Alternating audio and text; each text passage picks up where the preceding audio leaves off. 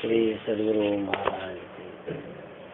बंदो गुरुपद कंज कृपा सिंधु नर रूप हरि, महामोह तम पुंज जासु बचन रवि कर निकर। बंदो गुरु पद पदु में परागा, सुरुचि सुवास सरस अनुरागा।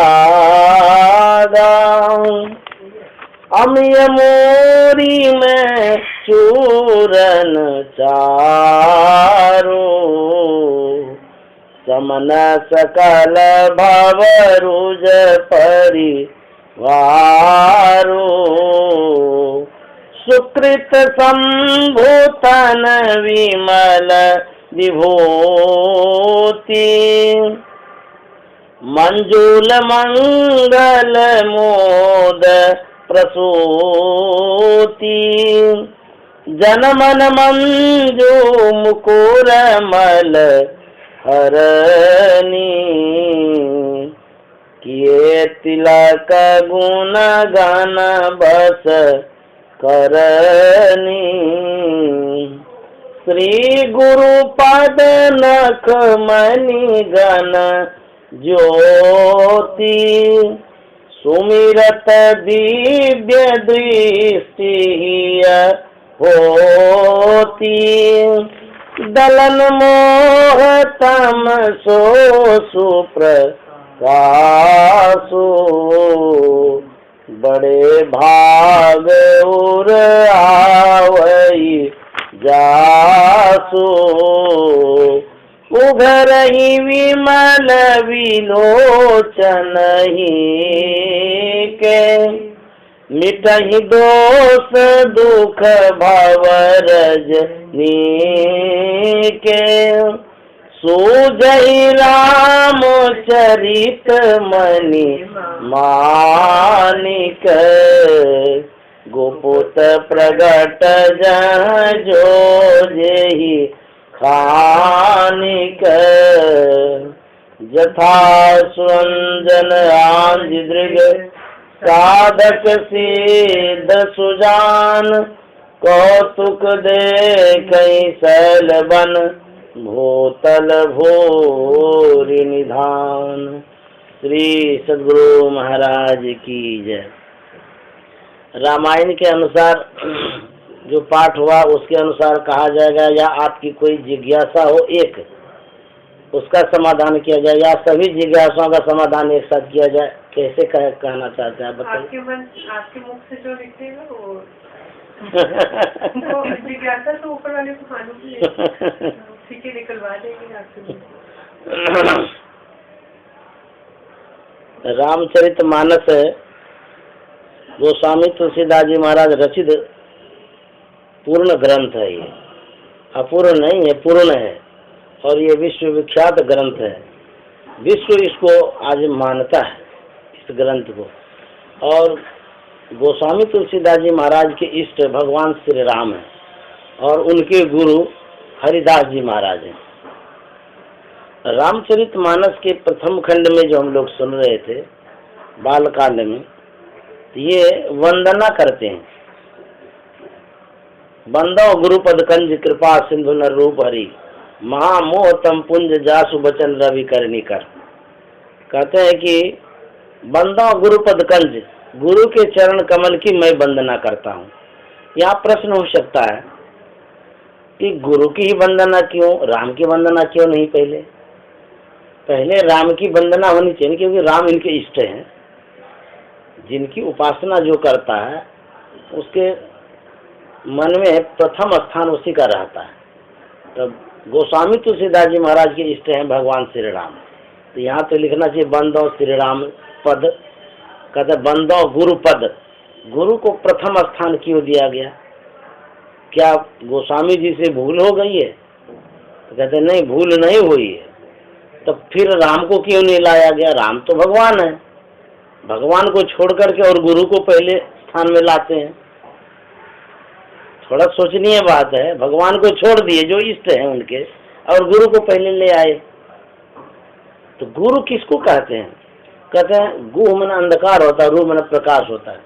जो अंधकार से प्रकाश की ओर ले जाता हो उसको गुरु कहते हैं। और गुरु वास्तव में अज्ञानता से ऊपर उठाने वाले होते हैं। गुरु से बढ़कर के दुनिया में और कोई नहीं होते। तो कहते हैं ये गुरु कैसे हैं जिनकी मैं वंदना करता हूँ? कहते महामोह तम पुंज जासु वचन रवि कर निकर। ऐसे महान गुरु हैं कि जिनका वचन अज्ञान अंधकार को दूर करने के लिए सूर्य के समान प्रकाश है। जैसे सूर्य उदय होते ही अंधकार दूर हो जाता है, उसी तरह से गुरु की कृपा होते ही शिष्य के अंदर में जो अज्ञानता है वो दूर हो जाती है। इसीलिए कहते हैं बंदाओं गुरुपद कंज कृपा सिंधु नर रूप। कृपा के समुद्र के समान है वो, कृपा के समुद्र। नर रूप हरि, नर रूप में वो हरि है, परमात्मा है, भगवान है। इसीलिए गुरु की वो वंदना पहले करते हैं। हम लोग हनुमान चालीसा पढ़ते हैं। हनुमान चालीसा में पढ़ते जय जय जय हनुमान गुसाएं कृपा करो गुरुदेव की नाई। हनुमान चालीसा के भी लेखक तुलसीदास जी महाराज हैं, उन्होंने ही रचना की है हनुमान चालीसा की। तो वहां भी वो लिखते हैं हे हनुमान आपकी जय हो, आप कृपा करिए लेकिन गुरुदेव की तरह कृपा करिए। वहां तो लिखना चाहिए जय जय जय हनुमान गुसाएं कृपा करो श्री राम की नाई। जैसे श्री राम कृपा करते हैं उसी तरह से आप कृपा करिए। तो ऐसा नहीं करके कहते हैं कि कृपा करो गुरुदेव की नाई, गुरुदेव की तरह कृपा करिए। गुरुदेव कैसे कृपा करते हैं? तो गुरुदेव की जब कृपा हो जाती है जीव भवसागर से पार हो जाता है, उसके अंदर की जो अज्ञानता है दूर हो जाती है, जीव अंधकार से प्रकाश में चले जाते हैं, उनका भविष्य उज्जवल हो जाता है। गोस्वामी तुलसीदास जी महाराज ने लिखा है कि निर्गुण रूप सुलभति सगुण जान नहीं कोई, सुगम अगम नाना चरित सुनि मुनि मन भ्रम होए।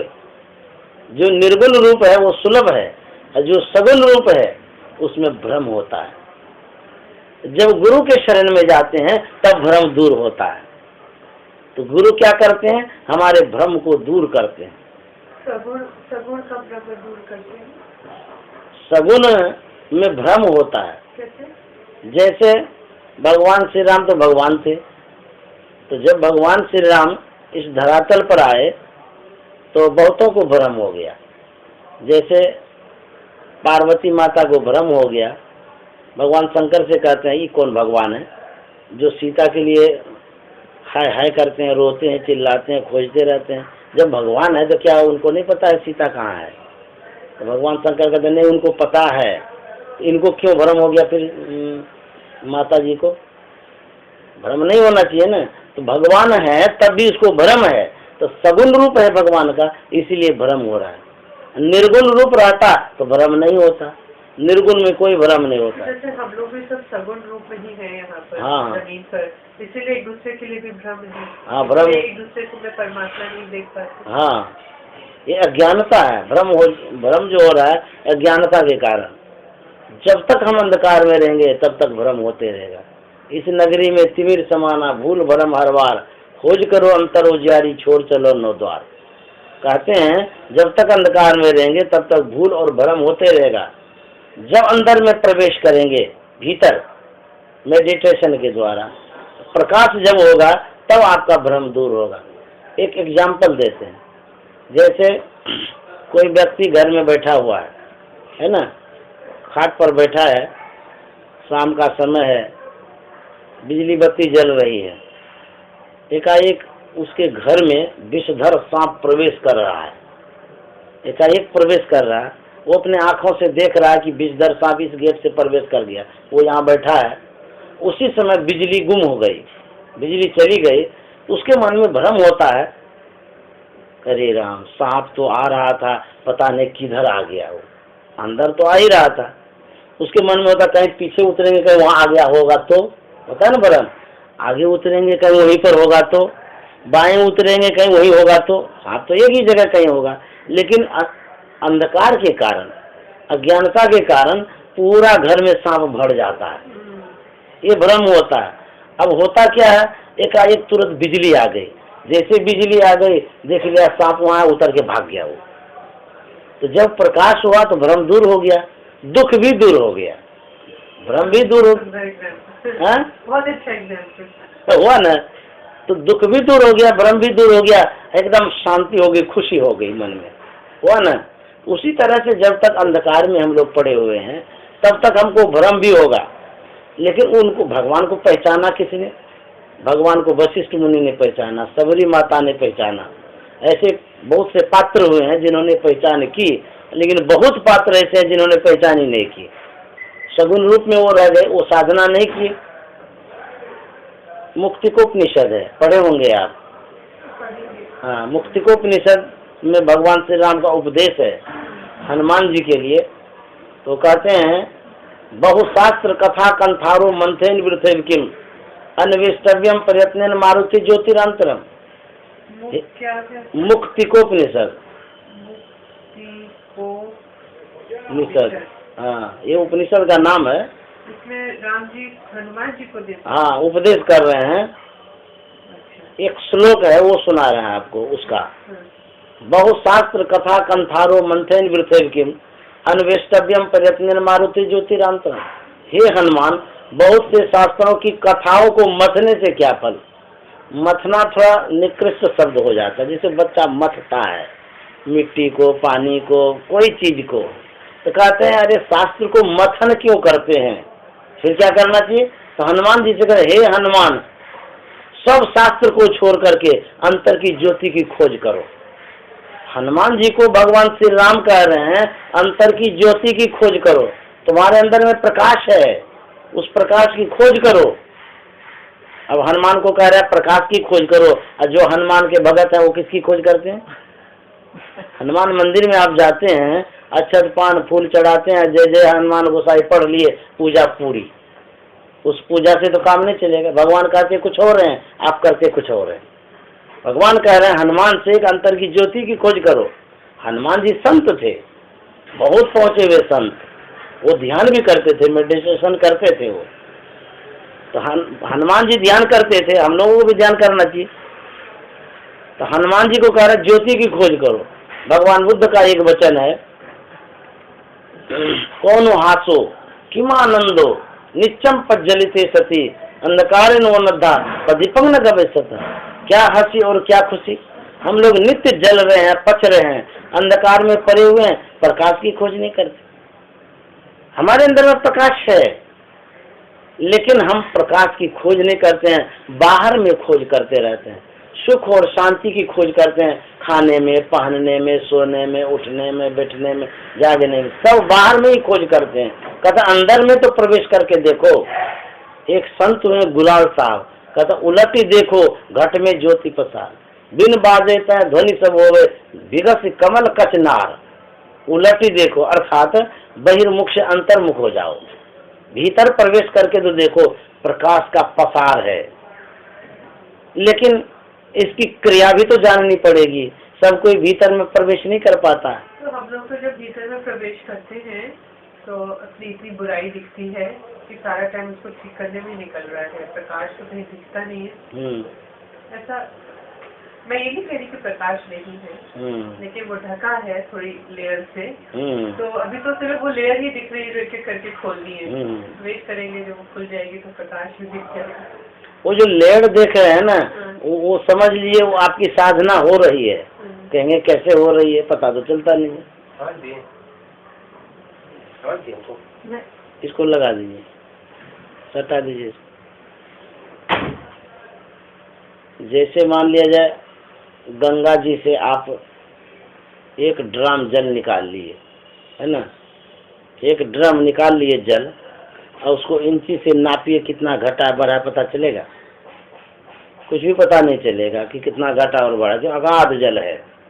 अगाध जल होने के कारण पता नहीं चलता है, लेकिन आँख से तो देख रहे हैं एक ड्रम जल निकाले, आँख से तो देख ही रहे एक ड्रम जरूर निकाले हैं, लेकिन पता नहीं चल रहा अगाध जल है। इसीलिए उसी तरह से अंदर में जो कुछ भी आप कर रहे हैं, एहसास इसलिए नहीं हो रहा है, विशेष रूप से करना पड़ेगा।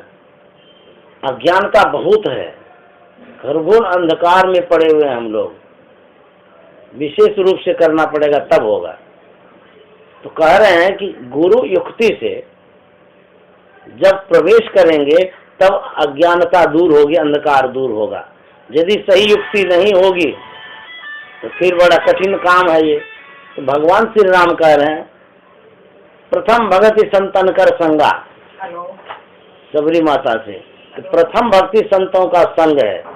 तो वहाँ तो कहना चाहिए प्रथम भगति राम कर संगा, कहेंगे वहाँ भूल हो गई होगी लिखने में। उसके बाद एक जगह और लिखते हैं कि सातम समोहिमय जग देखा, मोते अधिक संत करी लेखा, मुझसे भी बढ़कर के संत को जानना, ऐसा भगवान श्री राम कह रहे हैं। तो भगवान श्री राम के जीवन में गुरु का विशेष महत्व था, तुलसीदास जी महाराज के जीवन में भी गुरु का विशेष महत्व था। यहाँ तक कि एक बार भगवान श्री राम जब घर से क्या नाम वहाँ से लंका से अयोध्या लौटते हैं तो अपने माँ के पास जाते हैं। तो माँ बड़े प्यार से पूछती है, अरे तुम वैसे दुर्दांत राक्षस रावण का संहार कैसे कर पाया? माँ उनकी पूछती है। तो भगवान श्री राम को तो कहना चाहिए हमारे पास बहुत शक्ति थी, बल था, इसीलिए हम उसको मार दिए, लेकिन ऐसा नहीं कहते हैं। भगवान श्री राम कहते हैं गुरु वशिष्ठ कुल पूज्य हमारे, तिनकी कृपा धनुज रन मारे, गुरु की दुहाई करते हैं। कलकत्ता में रामकृष्ण परमहंस को जानते ही है, इतने बड़े भगत काली माँ के उपासक, कोई साधारण बात नहीं है, कोई बिरले होंगे हम नहीं जानते हैं। जानते हैं, सुने हैं कि हूबहू बात करते थे फेस टू फेस, ऐसा सुने हैं। इतने बड़े भगत होंगे बिरले कोई कहीं भी। उनके विषय में सुना गया है कि एक बार तोतापुरी जी महाराज आए। तोतापुरी जी महाराज ने कहा कि तुम हमसे ब्रह्म दीक्षा ले लो। तो रामकृष्ण परमहंस ने कहा कि ब्रह्म दीक्षा की क्या आवश्यकता है? बोले कि जब तक ब्रह्म दीक्षा नहीं लोगे तब तक ब्रह्म का ज्ञान नहीं होगा। तो बोले कि मैं माँ से पूछूंगा तब। तो माँ मैंने काली माँ। तो बोले ठीक है पूछ लो। तो गए काली माँ के पास, काली माँ का आवाहन की, माँ आ गई। बोले कि क्या बात है बताओ। तो रामकृष्ण परमहंस कहते हैं कि माँ एक तोतापुरी जी महाराज संत आए हैं, वो कहते हैं ब्रह्म दीक्षा लेने के लिए, क्या इसकी भी आवश्यकता है? तो काली माँ को तो कहना चाहिए कि नहीं कोई आवश्यकता नहीं, हमारी उपासना तुम करता ही है और साक्षात दर्शन होता है, अब दीक्षा पीक्षा लेने का क्या काम है? तो ऐसा नहीं कहती, वो कहती है हाँ बेटा ब्रह्म दीक्षा ले लो तब तुमको ब्रह्म ज्ञान होगा। तुम जो हमारी उपासना करता है ये सगुण साकार की उपासना है, सगुण साकार से मुक्ति नहीं मिलेगी। कोई लोक मिल जाएगा लेकिन मुक्ति नहीं मिलेगी। तो वो जाकर के दीक्षा लिए हैं तोतापुरी जमात, तब उपासना किए हैं, उपासना करके उनको पूर्ण मुक्ति मिली है। तो उसी तरह से संत सदगुरु के शरण में जाना पड़ेगा, जो सच्चे सदगुरु है उनसे दीक्षा लेनी है। दीक्षा लेकर के जब साधना करेंगे, सही साधना करेंगे, तब अपने आप की खोज कर पाएंगे। सगुण भक्ति में कोई लोक मिल जाएगा लेकिन मोक्ष मुक्ति नहीं मिलेगी। सालोक की मुक्ति होती है, सारूप्य मुक्ति होती है, सायुज्य मुक्ति होती है। इस तरह से कई मुक्तियां हैं, लेकिन ये जो मुक्तियां हैं पुनः नरक योनि में जाना पड़ता है। वैकुंठ लोक की मुक्ति है। ये सब जितनी मुक्तियां हैं ये आवागमन के चक्र में आपको पढ़ा देंगे, लेकिन एक मुक्ति है कैवल्य मुक्ति। वो मुक्ति जब मिल जाएगी वो पूर्ण मुक्ति है। वो निर्गुण से आती है। हाँ, निर्गुण भक्ति करने चाहती है। लोग सरगुण करते हैं उनको भी एक दिन जाके निर्गुण ही करना, जाना ही पड़ेगा वहाँ पर। तो फिर क्यों करते हैं सगुण? सगुण इसलिए करते हैं, उसको निर्गुण का अवलंब नहीं मिल पाता है। मन को आधार कुछ तो चाहिए। स्थूल में मन का अवलंब मिलता है, आधार मिलता है, तब जाकर के मन जो है ना इस ओर मुड़ता है। यदि उसको एकदम निर्गुण का ही बात सुनाते रहेंगे, करते रहेंगे, तो टिकेगा उसमें भी मन, लेकिन बहुत कठिनाई होगी। कुछ दिन सगुण करके फिर निर्गुण की तरफ बढ़ते हैं। हाँ, गुरु एक अवलंब देते हैं, गुरु देते हैं, गुरु का रूप का अवलंब देते हैं, गुरु मंत्र बतलाते हैं, उसके बाद फिर निर्गुण की तरफ मोड़ लेते हैं। तो गुरु ही सगुण से निर्गुण की तरफ ले जाते हैं, और किसी में क्षमता नहीं, कोई भगवान नहीं बता सकते इस तरह की बात। एक हुई है भक्तिन सहजोबाई, उन्होंने कहा राम तजू पर गुरु न विचारो, गुरु के समहरी कून निहारो। कहते हैं कि मैं राम को तज सकती हूँ लेकिन गुरु को नहीं विचारूंगी। उनसे पूछा गया भाई ऐसी क्या बात है, तुम भगवान को छोड़ सकती है, बताओ क्या बात है? तो सहजोबाई कहती है हरि ने जन्म दियो जगमाही, लेकिन गुरु ने आवागमन छुटाई। गुरु क्या करते हैं? आवागमन से छुटा देते हैं, अर्थात अज्ञानता से दूर कर देते हैं। एक सुंदर दास जी महाराज हुए हैं, उन्होंने कहा है, गोविंद के किए जीव जाते हैं रसातल को, गुरु उपदेश सो तो छूटे जम फंदते। गोविंद परमात्मा की इतनी कृपा होती है कि मनुष्य का शरीर वो देते हैं, लेकिन संसार में जीव भटक जाता है, उलझ जाता है, माया में बच जाता है। गुरु क्या करते हैं? गुरु ज्ञान देते हैं, ज्ञान देकर के उसको मुक्ति दिला देते हैं, आवागमन से छुटा देते हैं। इसीलिए कबीर साहब ने कहा, गुरु गोविंद दो खरे काको लागे पाए, बलिहारी गुरु आपने गोविंद दियो बताए। परमात्मा पास में है लेकिन पहचान नहीं पाते। गुरु बतलाते हैं कि यही परमात्मा है, तब जाकर के पता चलता हाँ यही सही में परमात्मा है। इसीलिए गुरु का स्थान बहुत विशेष होता है। गुरु मुक्ति देते हैं, परमात्मा सिर्फ जन्म देते हैं। जन्म दे दिए, संसार में घूम रहे हैं हम, युक्ति बताने वाले कोई नहीं। इसीलिए गुरु जो होते हैं सर्वश्रेष्ठ होते हैं। गुरु के समान दुनिया में और कोई नहीं होता है। हाँ, लेकिन सच्चा गुरु होना चाहिए, कच्चा नहीं। कच्चा यदि गुरु मिलेगा तो फिर ना आपकी मुक्ति होगी ना उसकी मुक्ति होगी। अनरा गुरु बहरा चेला, दोनों ननक में ठेलम ठेला। इसीलिए गुरु होना चाहिए पक्का। तो गुरु ज्ञान बतलाते हैं, अंतर का ज्ञान बतलाते हैं। अब अपने आप की खोज कैसे करेंगे? आपुन ही को खोज मिले जब राम स्नेही।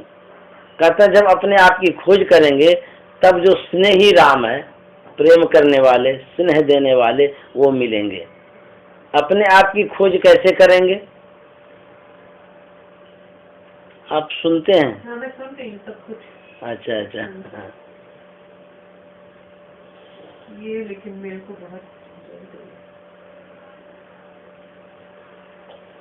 ये बात आप जो बोले ना कि भगवान जन्म देते हैं और गुरु ज्ञान देते हैं। नहीं, गुरु मुक्त करते हैं। हाँ, भगवान मुक्त नहीं करते ना, मुक्त नहीं कर, जन्म देते हैं। ये बहुत बड़ी बात आज मेरे को अंदर से लगी। जैसे कि भगवान श्री राम ने कहा, बड़े भाग मानुष तन पावा, सुर दुर्लभ सब ग्रंथ ही गावा, साधन धाम मोक्ष कर दो, सब इसी रामायण में है, इसी में है। तो कहते हैं कि बड़े भाग्य से मनुष्य का शरीर मिला है। भगवान राम के सामने में तो सब कुछ था, दैहिक दैविक भौतिक तापा राम राज का नहीं व्यापा, सब कुछ था।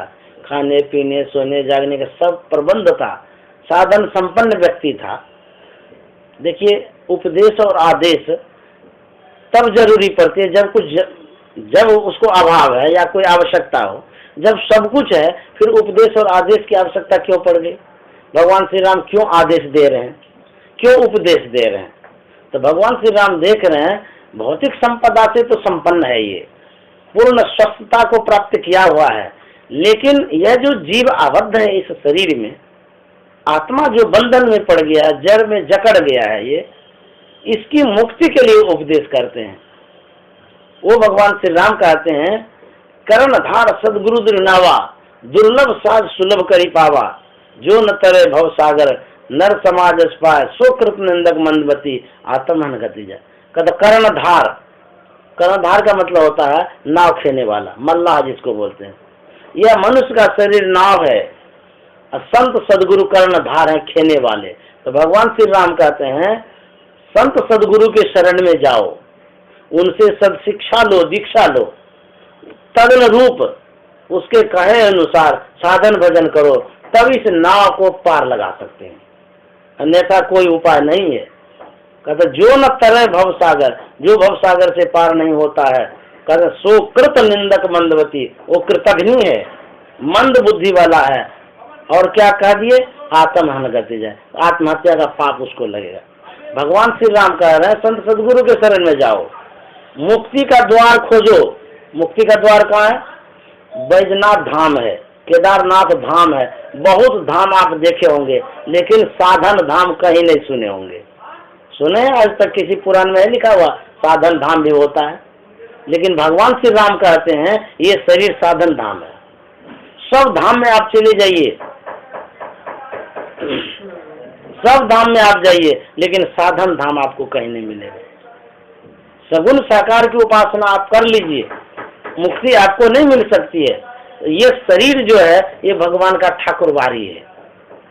बिंदु नाद महालिंगम शिव शक्ति निकेतनम देहंग शिवालयं प्रोक्तंग सिद्धिदंग सर्वदेही नाम। कहते हैं ये जो शरीर है शिव और पार्वती का घर है। अब जी शिवालय है, ऐसा उपनिषद में लिखा हुआ है। बिंदु नाद महालिंगम विष्णु लक्ष्मी निकेतनम, कहता है विष्णु और लक्ष्मी का ये घर है। निकेतनम न घर। अब लीजिए, आपका शरीर ही ठाकुरबाड़ी है, आपका शरीर ही शिव जी का मंदिर है, और आप कहाँ जाते हैं भटकने के लिए? क्यों भटकता फिर रहा तो है तला से यार में, रास्ता सहरग में है दिलवर पे जाने के लिए। क्यों संसार में भटक रहे हैं? आपके अंदर में ही तो वो रास्ता है, पता नहीं है। कहते रास्ता सहरग में, सहरग में ना सुषुम्ना आज्ञा चक्र जिसको कहते हैं, वहीं से रास्ता है परम परमात्मा तक जाने का। भगवान श्री राम ने रामचरितमानस में लिखा है ना, छठदम शील विरति बहुकर्मा निरत निरंतर सज्जन धर्मा। ये जो छठी भक्ति है ये आज्ञा चक्र की भक्ति है, यहीं से भक्ति प्रारंभ होती है। यही निर्गुण भक्ति है। ये पांचवी भक्ति तक सगुण भक्ति है, छठी भक्ति निर्गुण भक्ति है। इस रामचरितमानस में मतलब इतना गूढ़ ज्ञान भरा हुआ है, इतना गूढ़ ज्ञान। मैं पढ़ रही हूँ तो मैं पगला रही हूँ पढ़ ये तो गुरु पर हो गया। अब आगे बतलाते हैं आपको।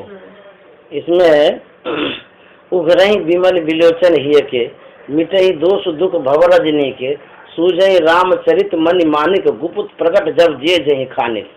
तुलसीदास जी महाराज कहते हैं इसी में उघरही विमल, विमल में ना पवित्र, विलोचन में ना विशेष आँख। जब विशेष आँख क्या है? एक तो ये आँख है जिस आँख से हम संसार को देखते हैं। एक विशेष आँख होता है, उसको कहते हैं तीसरा तिल, शिव नेत्र भी बोलते हैं उसको। कहते हैं जब वो आँख उघड़ जाता है वो पवित्र आँख है। ये पवित्र आँख नहीं है, ये तो गंदा भरा हुआ आँख में। ये वो जो तीसरा आँख है यदि वो उघड़ जाता है, उघड़ना मतलब पर्दा हट जाना, आवरण जो है ना, आवरण से दूर हो जाना। विलोचन हुआ विशेष आँख। हाँ, विशेष आँख, विशेष आँख कहते हैं विलोचन। विशेष आँख मतलब ये दो आँख के अतिरिक्त कोई आँख है जो कि संत सर्वसाधारण को पता नहीं है। संत महात्मा बतलाते हैं ये तीसरी आँख जिसको बोलते, जो भगवान शंकर को था।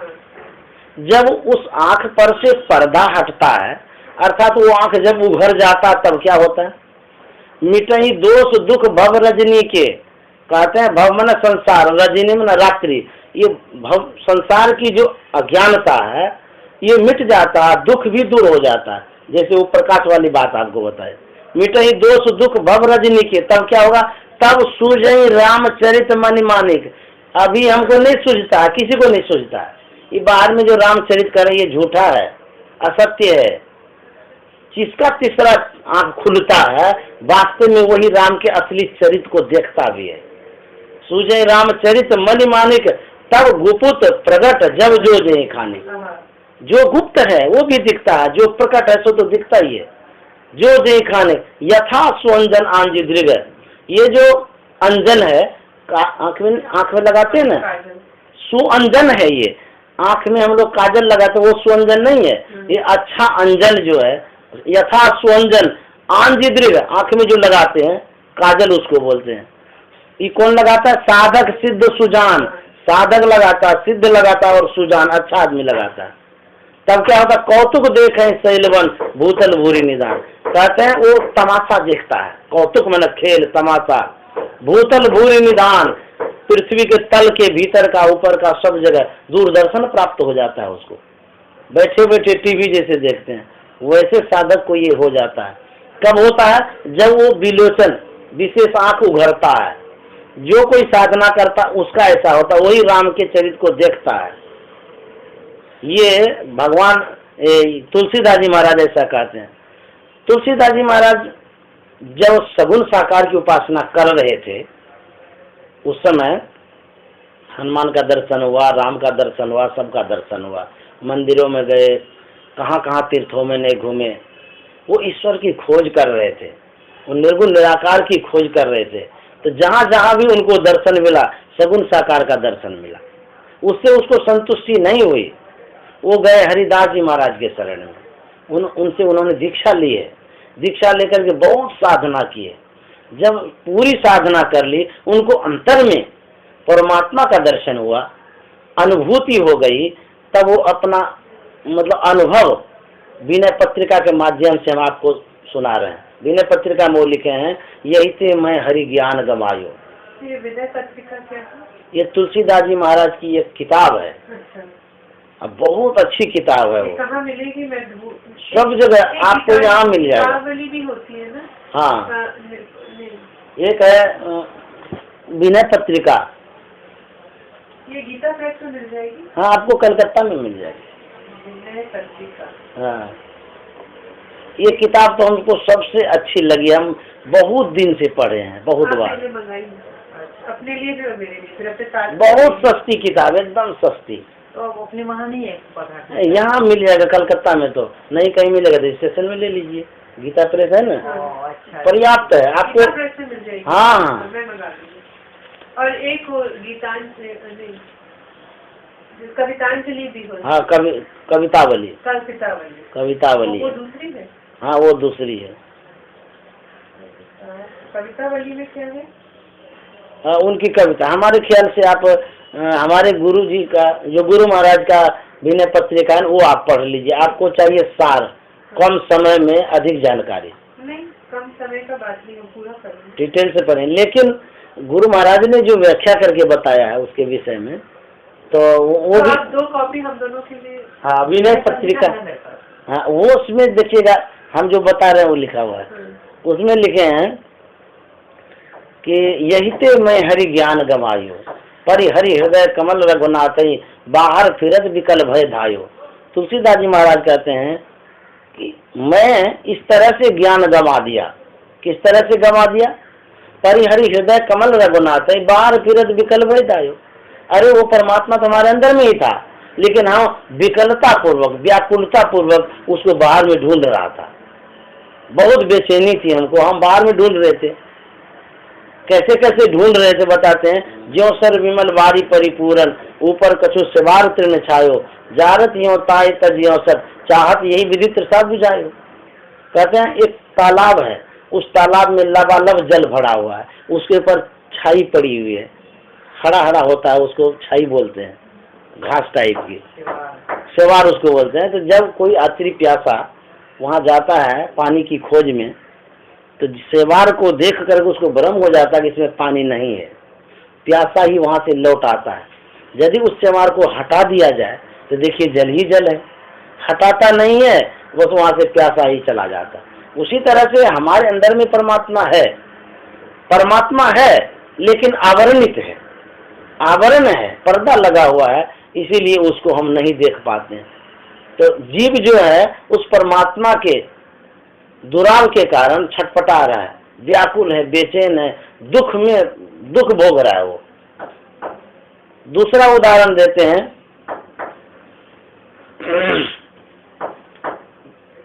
दूसरा उदाहरण, तीसरा उदाहरण है उनका, तुलसीदास जी महाराज का, कि मृगा के नाभि में कस्तूरी रहती है, उस कस्तूरी से सुगंधी निश्रित होती है, निकलती है। तो जब सुगंधी निकलती है तो उसको प्राप्त करने के लिए वो खोजता है। तो कहाँ जाता है? कहते हैं कि पहाड़ों में, जंगलों में, पठारों में, कहीं से कहीं वो जाता है, लेकिन उसको कहीं मिलती नहीं है वो सुगंधी, उसके नाभि में ही सुगंधी है,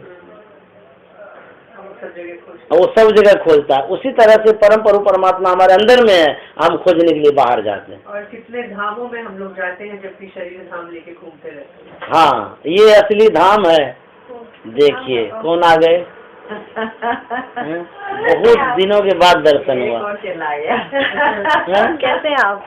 अरे हम तो वैसे ही है जैसे पहले थे, कुछ परिवर्तन ही नहीं हुआ हमें।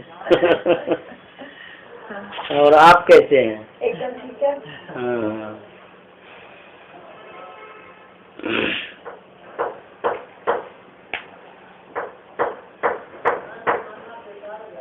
तुलसीदास जी महाराज कहते हैं उसी तरह से परमात्मा हमारे अंदर में है और हम बाहर खोज रहे हैं। इसी को गुरु नानक साहब ने कहा, काहे रे बन खोजन जाई, सरब निवासी सदा अलेपा तो हे संग समाई। तुम्हारे अंदर में वो परमात्मा है, तुम क्यों जंगल में खोजने जाते हो। ऊप मधि जीव बास बसत है मुकुर माहे जैसे साई, तैसे ही हरि बसे निरंतर घट ही खोजो भाई। तुम्हारे अंदर में वो परमात्मा है, तुम बाहर खोजने के लिए जाते हो। संत अयोध्या के एक संत हुए हैं, बहुत पहुंचे हुए संत, पलटू साहब, वो कहते हैं साहब साहब क्या करे, साहब तेरे पास, साहब तेरे पास याद करो होवे हाजिर, अंदर धस के देख मिलेगा साहिब नादिर। अरे परमात्मा परमात्मा क्या करते हो, परमात्मा तुम्हारे अंदर में है, भीतर प्रवेश करके तो देखो। मान मनी हो फना नूर तब नजर में आवे, तुम्हारे अंदर में जो अहंकार है उसको दूर करो, फना मना दूर समाप्त। मान मनी हो फना नूर तब नजर में आवे, परमात्मा का जो जलवा है वो नजर में आएगा आपको।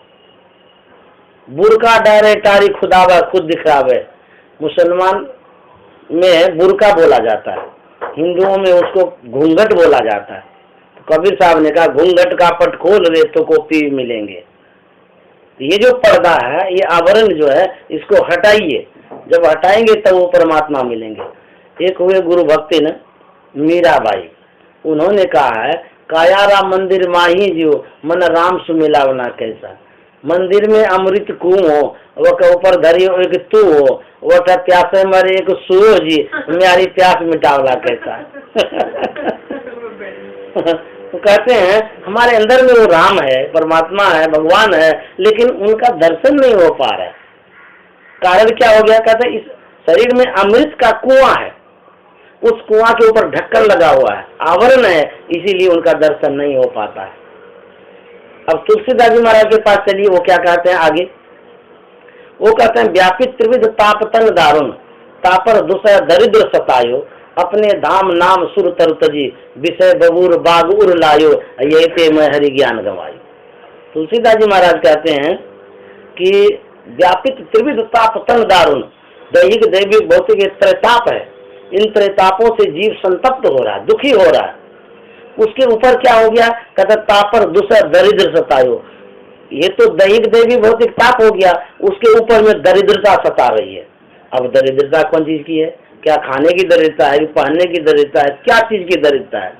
तुलसीदास जी महाराज कहते हैं दरिद्रता अज्ञानता की है, अज्ञानता छा गई है, ज्ञान नहीं है।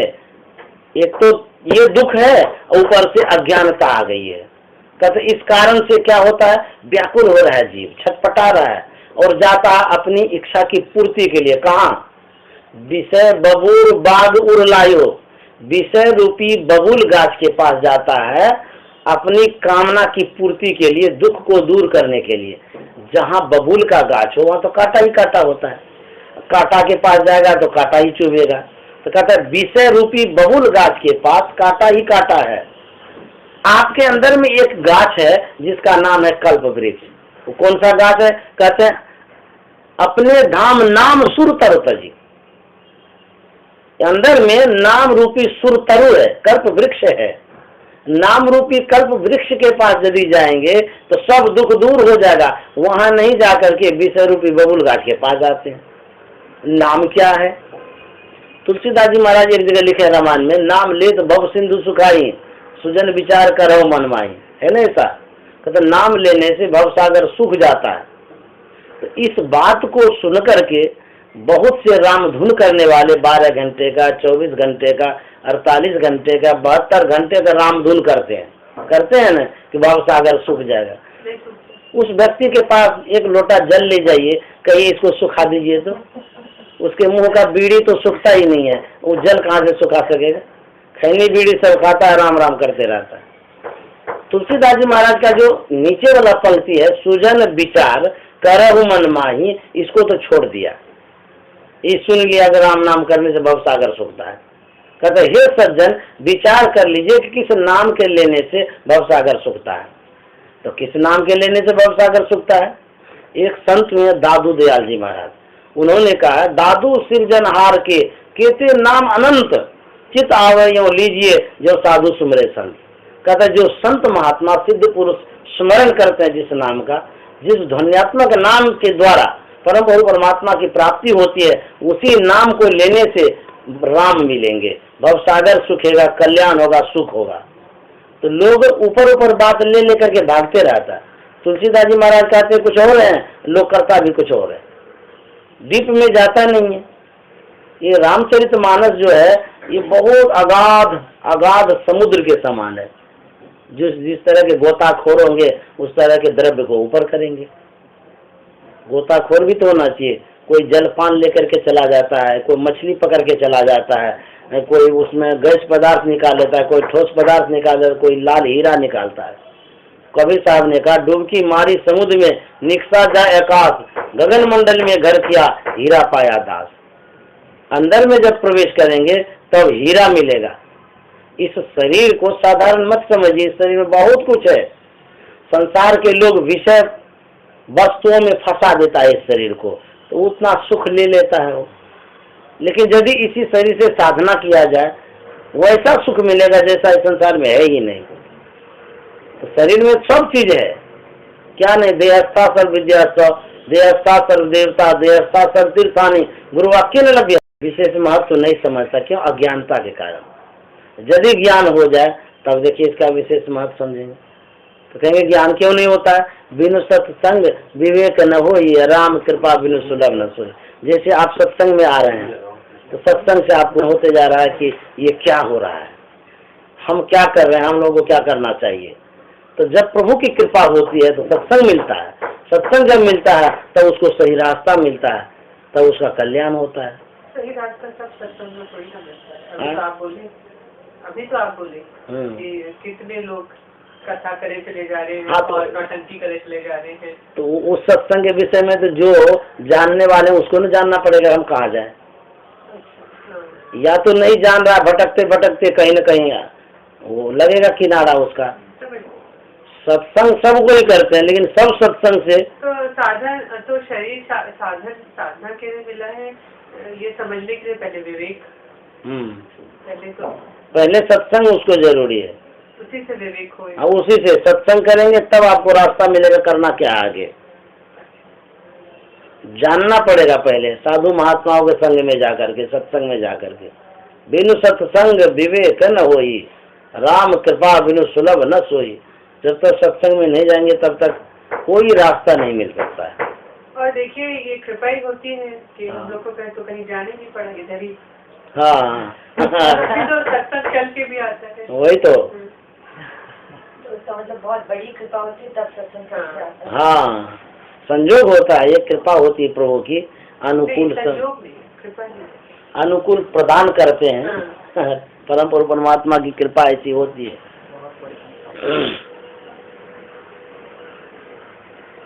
हम लोगों को चाहिए, आपका तो संस्कार बहुत उत्तम है जो कि इसकी खोज आप कर रहे हैं। हाँ कर रहे हैं, लगे हैं। हाँ, और हम लोगों का सत्संग बराबर होते ही रहता है। महात्मा लोग भी यहाँ भी आते रहते हैं, हम लोग बहुत जगह जाते भी हैं इस तरह से। तो आप बताइए जड़ चेतन में क्या क्या आता है? उस दिन हम लोग इसी में फंस गए थे। जड़ चेतन गुण दोष में विश्व किन्न करतार, उसमें और क्या लिखा हुआ है?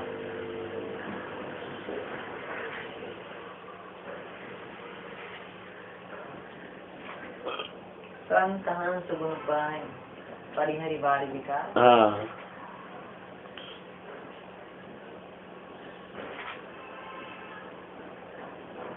ये जो जड़ है ना, जड़ अज्ञानता को कहते हैं। ये संसार जड़ है और हम चेतन हैं, तो जड़ और चेतन का मिश्रण हो गया है।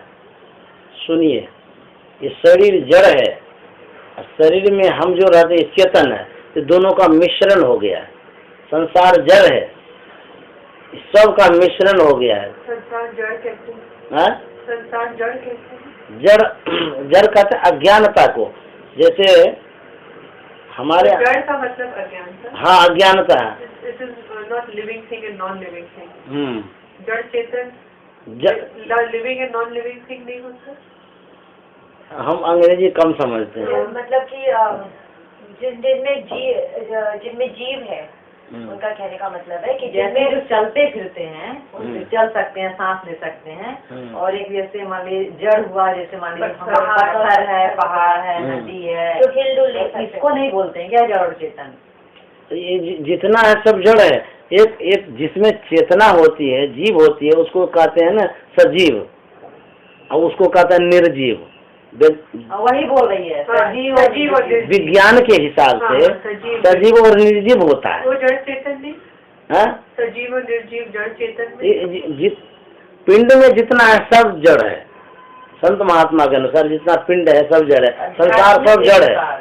संसार में जब सब कुछ जड़ है, सब चाहे सजीव चाहे निर्जीव कुछ भी हो सब जड़ है। हम लोग सब हम लोग भी जड़ हैं। ये जो शरीर जड़ है, इसमें जो जीवात्मा है ये इसी जड़ में उलझ गया है, आवरणित हो गया, जड़ का गांठ लग गया इसके ऊपर। इस शरीर में फंसा हुआ है ना जीव, जो जीवात्मा है। तो फिर निर्जीव और सजीव नहीं होता है, इसमें वो भाव नहीं आए, मतलब इसमें अध्यात्म का भाव आ गया।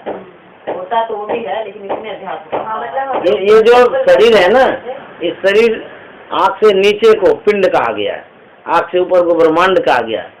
इसी पिंड और ब्रह्मांड के मध्य में जड़ चेतन का गांठ पड़ा हुआ है, गांठ पड़ गया है। यही जड़, वो पिंड ब्रह्मांड का चित्र है ना, उसमें लिखा हुआ है जड़ात्मक मंडल होता है। जड़ का एक मंडल है, कहाँ तक वो जड़ है उसमें दर्शाया गया है, वो पिंड ब्रह्मांड का जो चित्र है। ये जड़ चेतन गुण दोष में विश्व किन्न करता। जड़ मतलब अज्ञान। हाँ,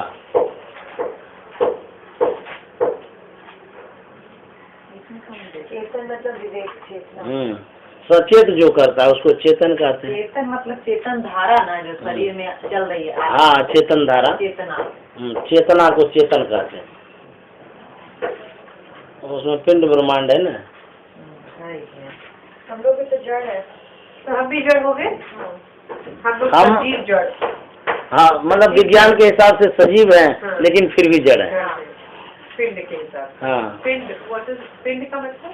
पिंड मतलब शरीर। ये जो ये पूरा पिंड है, इसी पिंड में ब्रह्मांड भी है।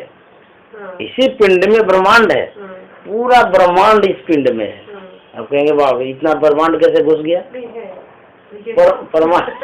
परमात्मा का जो है ना दिया हुआ है, इसमें पूरा ब्रह्मांड है। यदि दोनों दृष्टि धारों को केंद्रित करेंगे युक्ति से, यदि आपकी दृष्टि की धारा केंद्रित हो जाएगी, एक बिंदुता प्राप्त कर लेंगे, तो ब्रह्मांड का दर्शन हो जाएगा। तो ये जो जड़ है, एक दिन हम दोनों को वो करना है, ध्यान नहीं हम दोनों को उसका दर्शन करना है ना। हाँ, इसलिए बैठते हैं हम लोग रोज। हाँ, तो मेडिटेशन करेंगे ना, तो फिर धीरे धीरे। जड़ प्रकृति निर्गुण मई है, नहीं सॉरी त्रिगुणमयी है। हाँ, त्रिगुणमयी है, परंतु प्रकृति के परे ये गुण माने नहीं जा सकते। इसका क्या मतलब? जड़ प्रकृति त्रिगुण है, 3 गुण है, रजोगुण सतोगुण तमोगुण। हाँ। ये जो 3 गुण है, परंतु प्रकृति के परे ये गुण माने नहीं जाते। हाँ, ये प्रकृति के परे नहीं है। प्रकृति 2 है, एक जड़ है एक चेतन। प्रकृति 2 है, उत्पत्ति लय। प्रकृति जड़ है चेतन। हाँ, दोनों प्रकृति है, जड़ भी प्रकृति है, चेतन भी प्रकृति है। इस प्रकृति में 3 गुण घुसा हुआ है, रजोगुण सतोगुण तमोगुण। प्रकृति का मंडल होता है, प्रकृति का मंडल है। तो जड़ का मंडल अलग है, चेतन का मंडल अलग है। ये इसमें है ना बाबा? हाँ, उसी में उसमें है, सब लिखा हुआ। जड़ का मंडल कहाँ तक है, अंदर का वो उसमें लिखा हुआ है। भीतर जब प्रवेश करेंगे, ये जड़ मंडल कहाँ तक है, अंधकार कहाँ तक है, उसके बाद प्रकाश कहाँ पर मिलता है, चेतन मंडल कहाँ से शुरू होता है, परम प्रभु परमात्मा की प्राप्ति कहाँ होगी। हाँ, उसमें लिखा हुआ है सब। हाँ, अंदर में वो जो गुरु महाराज का, हमारे गुरु महाराज का ये सांकेतिक चित्र बना हुआ है, फोटो कॉपी कराऊंगा, लिखा हुआ भी है सब। कब मंगाएंगे आप? इंटरनेट में भी है ये, वहाँ से मंगाना पड़ेगा। इंटरनेट में भी है ना? हाँ है। क्या कौन से साइट में? संत मत लिखिएगा। अच्छा, ठीक बोल रहे हैं बस। हाँ, निकाल देंगे बस। संत मत करके है, और महर्षि में ही भी करके है .com। संतमत.com। हाँ, महर्षि में ही भी है। ठीक है, आप भी जाके एक आदमी इसमें रखा है। और ये जो है ना SMT ये अंग्रेजी जानते थे, इनको किताब दे दीजिए हुजूर वाला। नहीं MA सर घर सामान नहीं, इस साल ही हिंदी पढ़ेगी और हिंदी पढ़ इंग्लिश पढ़ना छोड़ दिया है, हिंदी पढ़ रही। चलिए, भारतीय संस्कृति के संरक्षक आप हैं। हाँ। एटलीस्ट उसमें कुछ योगदान मैं दे सकती हूँ। हाँ, बहुत बड़ा योगदान होगा। पढ़ भी रही हूँ और दूसरों को भी बोल रही हूँ पढ़े। हाँ, तो ऐसा विचार है। जीवन का जो है ना परम उद्देश्य यही है जो आप कर रहे हैं। हाँ, बड़ी देर से समझ यदि सही में जीवन का उद्देश्य कुछ है तो यही भगवत भजन है। हाँ, तो मेरे एक फ्रेंड हैं, वो IIM के एक्स प्रोफेसर रह चुके हैं। अच्छा। साइकोलॉजी पढ़ाते थे। और क्या फर्राटे की इंग्लिश बोलते हैं, बिल्कुल ब्रिटिशर से कोई कम नहीं। अच्छा। तो वो एक दिन मेरे को बोलते हैं कि तुमको जितना वेस्टर्न किताब पढ़ना है इंग्लिश में पढ़ना, जैसे पाश्चात्य के हैं और जो वहाँ के लेखक हैं। लेकिन अगर यहाँ का कोई भी ग्रंथ उठाया और इंग्लिश में पढ़ा तो फिर मेरे पास मत आना।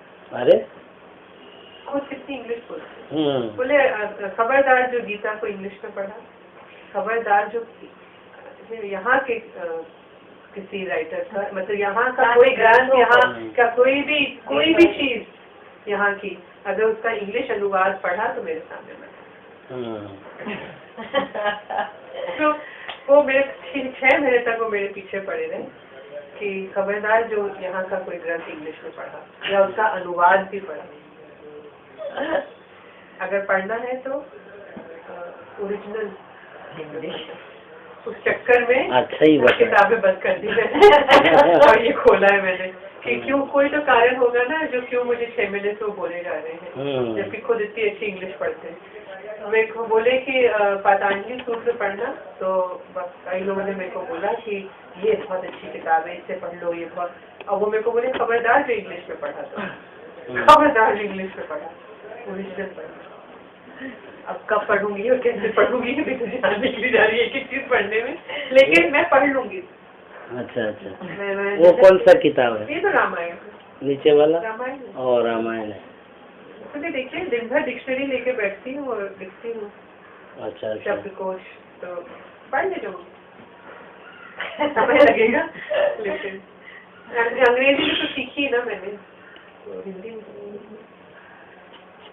हमारे गुरु महाराज ने जो भी ग्रंथ की रचना की है, सभी ग्रंथों को, जितना ग्रंथ है सब ग्रंथों का अध्ययन करके उसके बाद छोटी छोटी जो पुस्तकें रामचरित मानस, सत्संग योग है, विनय पत्रिका, ये सब लिखे हैं।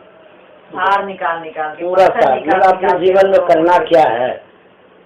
अब आप हमको बताइए, ये जो उन्होंने बोला है वर्णात्मक और ध्वन्यात्मक, इसको क्लियर करिए। ये पेज तो अपने को क्लियर ही नहीं हुआ था। अच्छा, ये जड़ चेतन तो हो गया, जड़ चेतन हो गया। हाँ, वर्णात्मक और ध्वन्यात्मक। हम लोग बहुत देर सोचते रहे कि जड़ में क्या क्या आता है, चेतन में क्या क्या होता है। आपने एक लाइन में उसको क्लियर कर दिया, सब कुछ। तो ये वर्णात्मक जो है और ध्वन्यात्मक जो है, वर्णात्मक जो मुंह से उच्चारण करते हैं, आवाज जो निकालते हैं, ओ आर सही दुर्गई, ये सब ये वर्णात्मक है। देखिए इसमें लिखा है, और रघुवर राम के नाराकृति मायाकृत रूप का नाम होता है। वर्णात्मक राम को की ही योग्यता है।